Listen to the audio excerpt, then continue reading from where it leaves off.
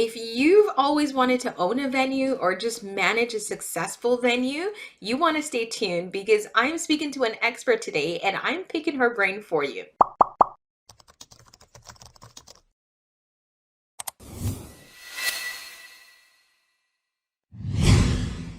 Hi, I'm Jody-Ann Rowe, founder of the Event Certificate, and I work with event planners and wedding planners to help them up-level their digital marketing. That's right, I'm helping you turn clicks into clients. And guys, I started my business from the couch in my condo and moved from making nothing to working on 5 and 6 figure events, and I want to help you do the same.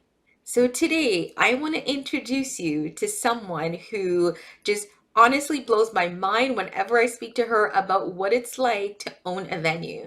So today I'm bringing on Bonnie Hawthorne, and Bonnie is the owner of the B Suite. She also owns Be Seated and Be Eclectic Events. That's right, she's a successful lady. And today I wanted to talk to her about the venue portion of her business because this is not her first venue. She's owned venues before that's been successful. And I know a lot of us as event planners and wedding planners, when you're in the events industry, sometimes you want to branch out, look into different areas. So if you're thinking about venue, I'm going to pick Bonnie's brain to see if this is where you need to be.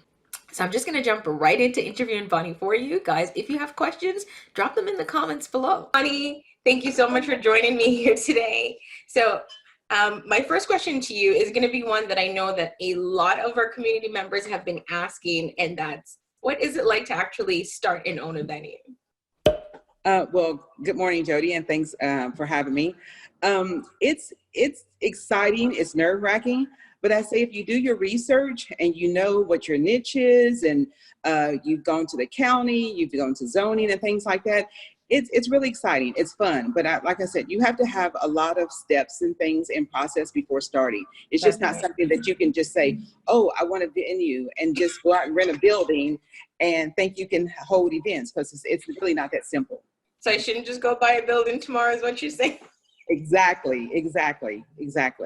You have to know the zoning laws and everything. So exactly. Okay, and for those that are watching, what are some of the things that you were surprised about when you first purchased a venue? Like, what are some of the things you weren't expecting that they should Well, probably also look out for?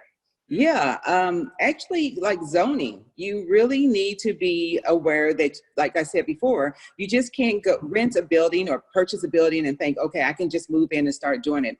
You have to go to zoning, it has to be properly zoned. You have to have the fire marshals to come out.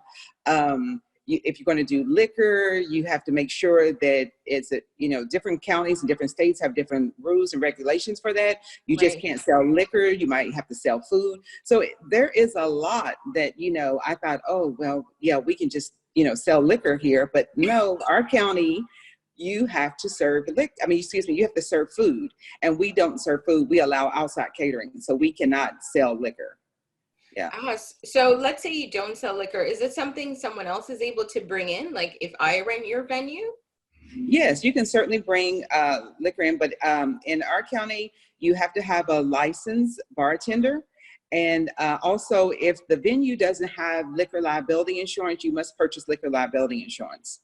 Yes. Oh, wow. Okay. Yeah. So insurance. Okay, Yes. so that's a good one because then that leads me into another question. So I was not aware of the insurance thing, and I'm sure a lot of people aren't. So in terms of the legal stuff, like what's one legal requirement that you think most people should be aware of before they purchase a venue? First of all, it takes a lot of research. But once again, it's not something you can just jump into and get started. But one thing I must say, your contract. I get a lot of people say, oh, I said, well, don't forget your contract, all the legalities that must go into your contract. So And they said, I'm not going to reinvent the wheel. I'm just going to download another venue's contract. But that venue's contract may not be applicable to where you're renting or buying your venue. Because like I said, the county laws are different, the state laws are different. So spend the money. It's all right to use theirs as some bare bones, but spend the money to go to a lawyer to have them to rewrite it to your state regulations. So that's the one thing I would say. Make sure your contract is hard and everything is on point with that, because my goodness, you can run into some terrible, terrible problems. Once again, like for instance, the liquor. If you don't have liquor liability insurance or you haven't had your client to purchase it, they go out, they have an accident, you're liable. Oh, I did Yeah. not know that. Yes. So, I mean, and that goes with any, even if you're an event planner, if they're serving liquor, just make sure that they have that liquor liability insurance, because you are also considered as a host. And yeah, everything could fall back on you. Certainly. So what you're saying is don't go to lawdepot.com, download just a standard thing and use it. Exactly. Because once again, it may not be applicable to your state or your county. Yes, exactly. Yeah. Okay, so I know so many people want to start a venue. It seems like this really fun thing to do. You just purchase something and the clients just roll in. But what's one thing that you would say to someone to just ensure they know before they go in, to ensure that owning a venue is the right business decision for them? First of all, I would say you have to have a passion for serving the people. You really do. And venues are expensive. It's not a get rich quick thing. You've got to go in So I with the won't be earning proper. 6 figures the next week? No, exactly not. It takes time to get a return on your investment. And then one thing people are not aware, they think that, oh, I'm going to hire these people, I'm going to have this team to come in. You can't count on that in the beginning. You've got to be willing to roll up your sleeves, mop floors, clean toilets, take out trash, the whole 9 yards in the beginning.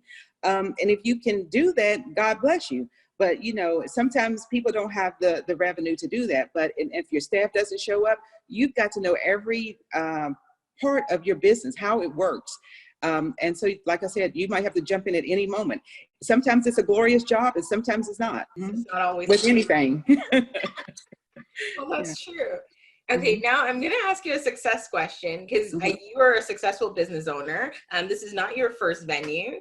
So in terms of success, what's one tip that you give to someone in terms of the process and managing the venue that you say, if you have this, or maybe it's more than one for you, this is definitely something you need to have in place on the path to having a successful business? So I whether tell it's you, the process. yeah, I would say your processes.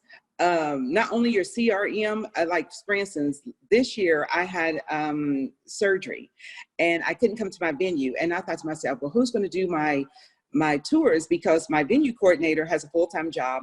Well, we automated our venue. We Oh, made it so, wow. yeah. So we made it where I can unlock the doors remotely. They can come in. We have a camera system that I can talk to them. And I've really been playing with that a lot lately. Oh, And that's it so is, good. yeah, and it is so much better because I don't have to be on site. I could be out of town and still schedule, and they unlock the door remotely, talk to them through the camera, lead them through the venue, leave literature out where they can take the literature.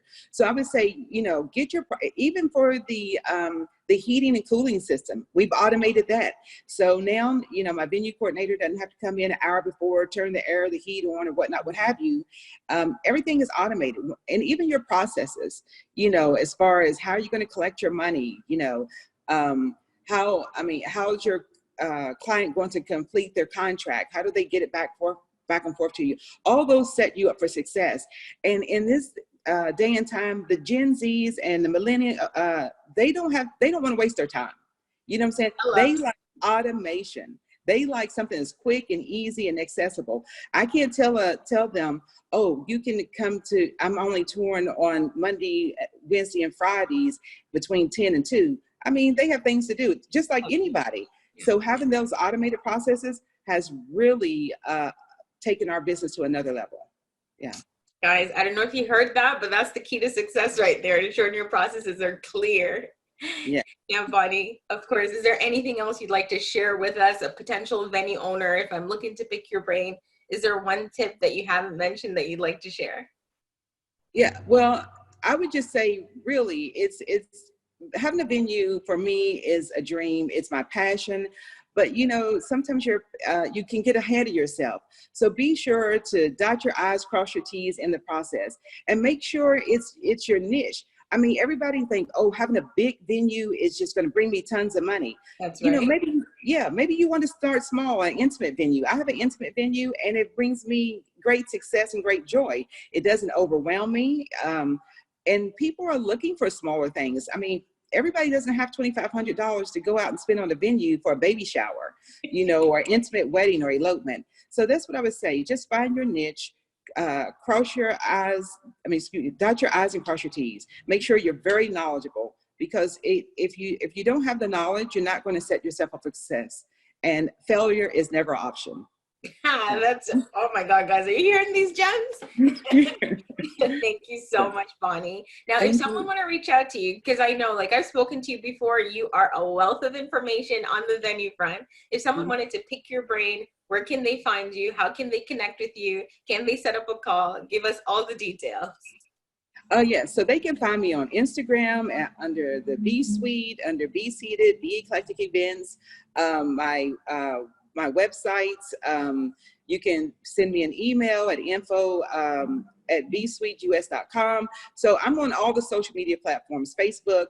So, if you just want to reach out to me and get some more information, or you need some mentoring, I am certainly available to help you. Guys, do you hear that? You don't have to remember all of that. I'm going to drop all her links down below so that you can reach out. So if you're thinking about starting a venue, definitely connect with Bonnie. As I said before, she is a wealth of knowledge, and this is one that you don't want to sleep on. Thanks so much, Bonnie, for joining me and for sharing all your thoughts today.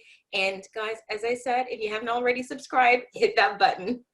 Thanks so much. All right. Thank you. Bye-bye. Bonnie, thank you so much for joining us. And of course, guys, if you have any questions for Bonnie, drop them in the comments below, or I've linked all the ways in which you can contact her below for you. So reach out, ask her a question. Don't be shy to pick her brain, because you never know, your next successful business venture might be right around the corner.